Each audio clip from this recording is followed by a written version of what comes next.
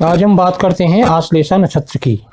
आश्लेषा नक्षत्र 27 नक्षत्रों में 9वें नंबर का नक्षत्र होता है। इस नक्षत्र में अगर सूर्य की उपस्थिति हो और उस पर चंद्र की दृष्टि आ रही हो तो ऐसा जातक दूसरों के काम करने में कुशल रहता है, किंतु स्वीकियों से प्रताड़ित होता है, यानी कि अपने ही व्यक्तियों से प्रताड़ित रहता है। कभी कभी शारीरिक दोषों के कारण भी कष्ट पहुंचता है। यदि उस पर मंगल की दृष्टि हो तो जातक अपने निकटस्थ मित्रों का तिरस्कार करता है, अतः उससे संबंधित और जल से संबंधित रोग उत्पन्न होते हैं। यदि बुध की दृष्टि हो तो ऐसा व्यक्ति शैक्षणिक संस्था में व्याख्याता के रूप में कार्य करेगा। उच्च अधिकारियों के बच्चे उसके शिष्य होते हैं। यदि गुरु की दृष्टि हो तो ऐसा व्यक्ति पारिवारिक प्रतिष्ठा प्राप्त करता है और वे शासन से लाभान्वित भी होता है। यदि शुक्र की दृष्टि आ जाए तो ऐसा व्यक्ति स्त्रियों से धन, वस्त्र एवं अन्य सुख सुविधाएं प्राप्त करता है। यदि शनि की दृष्टि हो तो ऐसा व्यक्ति निर्धन, अनेक रोगों से ग्रस्त या पक्षाघात से अपंग बनता है। अब बात करते हैं सूर्य की प्रथम चरण में उपस्थिति हो तो ऐसा व्यक्ति और उसका जो लगन है वो अनुराधा या ज्येष्ठा नक्षत्र में आ रहा हो तो ऐसा व्यक्ति पूरे देश भर में भ्रमण करता है, निर्धनों की सहायता करता है और अकेले ही तीर्थ भ्रमण भी करता है। उसे पैर फटने या घुटने दुर्बल होने का रोग होता है। द्वितीय चरण में सूर्य की स्थिति होने पर ऐसे व्यक्ति के पिता की अश्व मृत्यु होती है। पत्नी के कारण उसका व्यापार ठप हो जाता है। धीरे धीरे वह सबके परिहास का पात्र भी बन जाता है।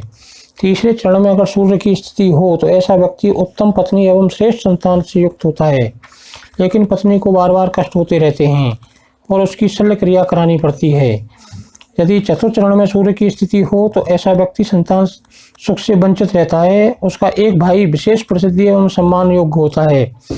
उस व्यक्ति की धन की प्रतिष्ठा की कोई कमी नहीं रहती है। जन्म कुंडली का लगन भी अगर इसी नक्षत्र चरण में हो तो ऐसा व्यक्ति जीवन में श्रेष्ठ बातें कम एवं बुरी बातें अधिक करता है।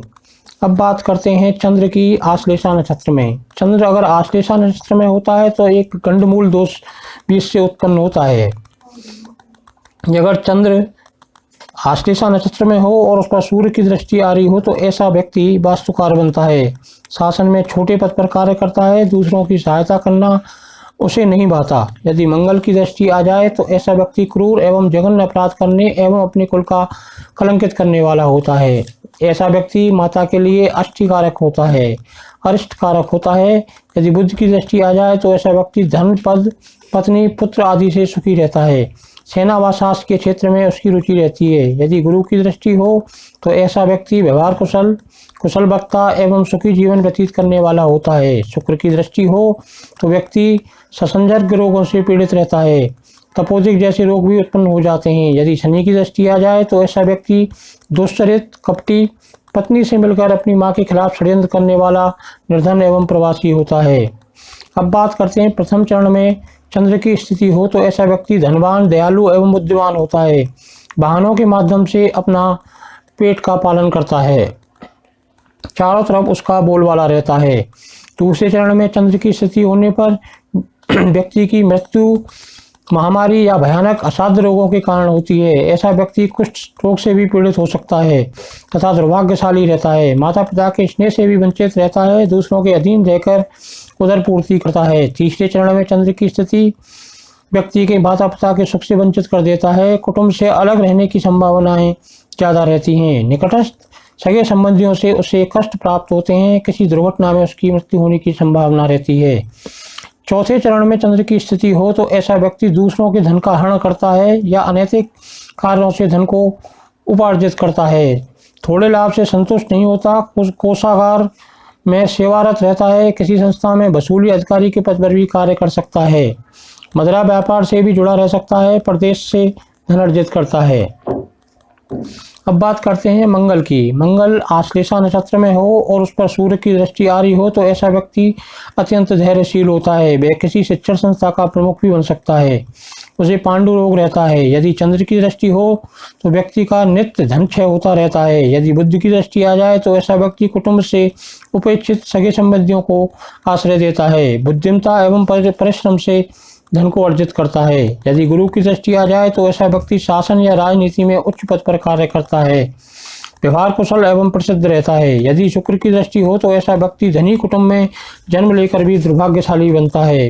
व्यापार में हानि होने के कारण सदैव निर्धनता बनी रहती है। यदि शनि की दृष्टि हो तो ऐसा व्यक्ति के पास कई भवन एवं अन्य संपत्तियां होने की संभावनाएं बनती हैं।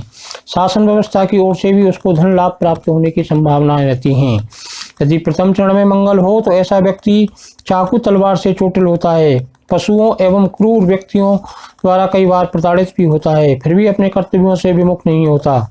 दूसरे चरण में मंगल की दृष्टि अपने सेवकों के साथ अभद्र व्यवहार करता है, फलस्वरूप पीड़ित लोग उससे प्रतिकार करते हैं। व्यापार मध्यम लेकिन आर्थिक स्थिति श्रेष्ठ रहती है। तीसरे चरण में मंगल व्यक्ति को निराशाग्रस्त तथा वैवाहिक जीवन में दुखी रखता है। कुटुंब के सदस्यों के साथ हिंसक व्यवहार करता है। कुछ जातक की पत्नी के प्राण लेने के कारण दंड भी भोगते हैं। चौथे चरण में मंगल की स्थिति हो तो ऐसा जातक मध्यम श्रेणी का धनी होता है। व्यापार से आजीविका चलाता है। पत्नी सदैव रोगी लेकिन दीर्घायु होती है। संतान सुख में बाधा रहती हैं। यदि शनि की दृष्टि हो तो ऐसा व्यक्ति पुरुष एक से अधिक विवाह करता है और देश फिर वो पेशागामा भी बन सकता है। अब बात करते हैं बुध की। बुध आश्लेषा नक्षत्र में हो और सूर्य की दृष्टि आ रही हो तो ऐसा व्यक्ति अपनी पत्नी के कारण दुख भोगता है। ऐसा व्यक्ति कृषकार एवं अपव्ययी रहता है। चंद्र की दृष्टि होने पर वह स्वयं वस्त्र का व्यापारी बनता है। मंगल की दृष्टि होने पर शास्त्रों का ज्ञाता होता है।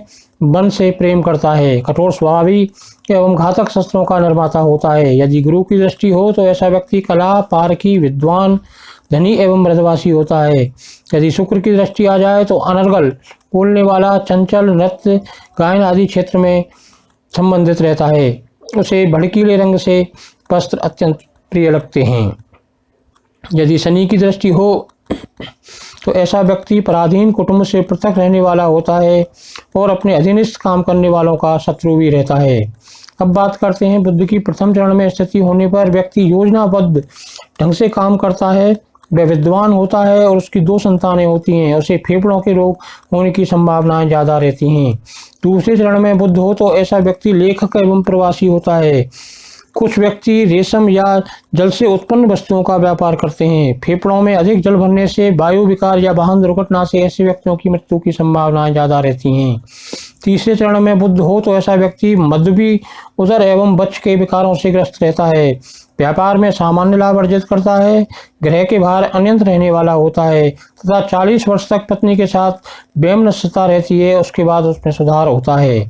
चौथे चरण में बुध की स्थिति हो तो ऐसा व्यक्ति विज्ञान जैसे गंभीर विषयों में उत्तम शिक्षा प्राप्त करता है। वह अभियंता, चिकित्सक या कृषि एवं सिंचाई विशेषज्ञ भी बन सकता है। उसे असाध्य रोग होने की संभावना रहती है। जय माता दी।